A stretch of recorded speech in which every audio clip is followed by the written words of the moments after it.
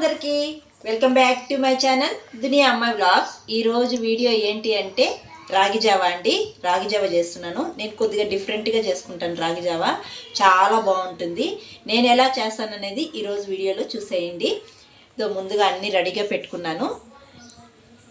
ఇవన్నీ ఇంక రాగి జావా ఎలా చేస్తాను అనేది చూసేయండి. ఇంక రాగి జావ చేసుకోవడానికి రాగి పిండి తీసుకున్నాను. మనకి ఎంత కావాలో అంత తీసుకొని బౌల్లో వేసుకోవాలి. తర్వాత ఈ రాగి జావ నేను బెల్లము కొద్దిగా పాలు వేసి చేసుకుంటున్నానండి. ఇంకా ఇదైతే డ్రై ఫ్రూట్స్ అన్నీ వేసి పొడి చేసి పెట్టుకున్నాను. ఇలా ఈ ఏమేమి డ్రై ఫ్రూట్స్ వేసుకున్నానో చూసేయండి. ఇంకా ఒక మిక్సీ జార్ తీసుకొని కాజు పప్పులు వేసుకున్నాను. ఒక 7 పప్పులు వేసుకున్నాను. తర్వాత బాదము, పిస్తా, ఇలాచీ వేసుకున్నాను. బాదం పప్పులు ఒక 10 దాకా వేసుకున్నాను. తర్వాత సన్ఫ్లవర్ సీడ్స్ వేసుకున్నాను. సన్ఫ్లవర్ సీడ్స్ కూడా ఒక స్పూన్ దాకా వేసుకున్నాను. తర్వాత పంప్కిన్ సీడ్స్ వేసుకున్నాను. ఇవి కూడా ఒక స్పూన్ దాకా వేసుకున్నాను. ఇవన్నీ వేసుకొని మెత్తగా పొడిగి చేసుకొని ఒక బాటిల్లో స్టోర్ చేసుకున్నాను. ఎప్పుడైనా రాగి జావ చేసుకోవాలంటే ఒక స్పూన్ వేసుకుంటే చాలా బాగుంటుంది. ఇంకా నేను బెల్లం ముందుగా కరిగించుకునేస్తున్నాను. కొద్దిగా వాటర్ వేసి ఇలా కరిగించుకొని వడగట్టుకుంటే డస్ట్ ఏమన్నా లేకుండా నీట్గా ఉంటుంది. కొద్దిగా వాటర్ వేసి బెల్లం కరిగించుకునేస్తున్నానండి స్టవ్ మీద పెట్టి. ఇంక మరొక సైడు పాలు కాచుకుందాము. కొద్దిగా పాలు వేసి కాంచుకుంటున్నాను. కొద్దిగా చాలు. ఈ పాలు కాగేలోపు, ఈ బెల్లం కరిగేలోపు మనము రాగిపిండి కలుపుకునేద్దాము. మనకి ఎంత కావాలో రాగిపిండి ఒక బౌల్లో వేసుకొని కలుపుకుండేయాలి. నేను ఒక 3 స్పూన్స్ వేసుకుంటున్నానండి. ఒక బౌల్లో 3 స్పూన్స్ వేసుకొని కొద్దిగా వాటర్ వేసుకొని బాగా కలుపుకునేసేయాలి.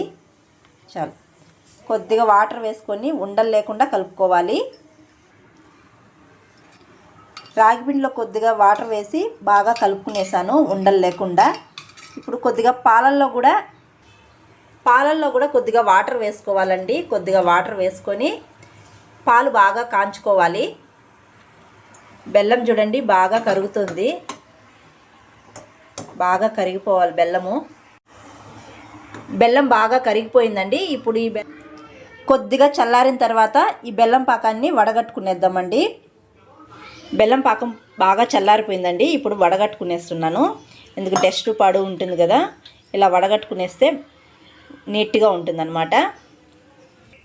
పాలు బాగా మరుగుతున్నాయండి. ఇప్పుడు మనము రాగిపిండి బాగా కలుపుకున్నాం కదా వాటర్ వేసి, ఈ రాగిపిండిని వేసి బాగా ఉండలు లేకుండా కలుపుకునేసేయాలి. మంటని సిమ్లో పెట్టుకోండి. మంటని సిమ్లో పెట్టుకొని ఇలా బాగా కలుపుకోవాలి. ఇప్పుడు మనం డ్రై ఫ్రూట్స్ పొడి చేసి పెట్టుకున్నాం కదా, ఆ పొడి ఒక స్పూన్ దాకా వేసుకుంటున్నాను. ఈ పొడి వేసుకొని రాగి జావ చేసుకుంటే చాలా బాగుంటుందండి. టేస్ట్ చాలా బాగుంటుంది. ఎవరైనా రాగి జావ చేసుకునేటప్పుడు ఇలా ఒకసారి ట్రై చేసి చూడండి. చాలా చాలా బాగుంటుంది.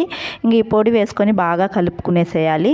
తర్వాత బెల్లం కరిగించి వడగట్టి పెట్టుకున్నాం కదా, ఆ బెల్లం పాకం కూడా వేసి బాగా కలుపుకోవాలి. ఇలా బాగా కలుపుకొని ఒక 2 మినిట్స్ వరకు బాగా ఉడికించుకోవాలి. రాగి జావ పలుచుగానే ఉంటే చాలా బాగుంటుందండి. ఒక 2 మినిట్స్ ఉడికించుకునేసిన తర్వాత స్టవ్ ఆఫ్ చేసుకోవాలి. స్టవ్ ఆఫ్ చేసుకొని కొద్దిగా చల్లారిన తర్వాత గోరువెచ్చగా తాగితే చాలా బాగుంటుంది రాగి జావ. ఇంకా ఈ రాగి జావను బరువు తగ్గాలనుకునే వాళ్ళు బ్రేక్ఫాస్ట్ టైంలో తీసుకుంటే చాలా మంచిదండి. ఈ రాగి జావ తీసుకోవడం వల్ల అందం, ఆరోగ్యం చాలా బాగుంటుంది. ఇంక ఈ రాగి జావ కొద్దిగా గోరువెచ్చగా ఉన్నప్పుడు సర్వ్ చేసుకొని తాగితే చాలా బాగుంటుంది. రాగి జావని చాలామంది చాలా రకాలుగా చేస్తారు. ఒకసారి ఇలా ట్రై చేసి చూడండి. ఈ రాగి జావలో డ్రై ఫ్రూట్స్ పొడి వేయడం వల్ల రాగి జావ చాలా టేస్ట్గా ఉంటుందండి. తప్పకుండా ట్రై చేయండి. వీడియో నచ్చితే ఒక లైక్ చేయడం అస్సలు మర్చిపోకండి. కొత్తగా ఎవరైనా చూస్తుంటే సబ్స్క్రైబ్ చేయండి. మరొక వీడియోలో మళ్ళీ కలుద్దాం. అంతవరకు to follow Duniya Ammayi vlogs. Thanks for watching. See you all. Bye.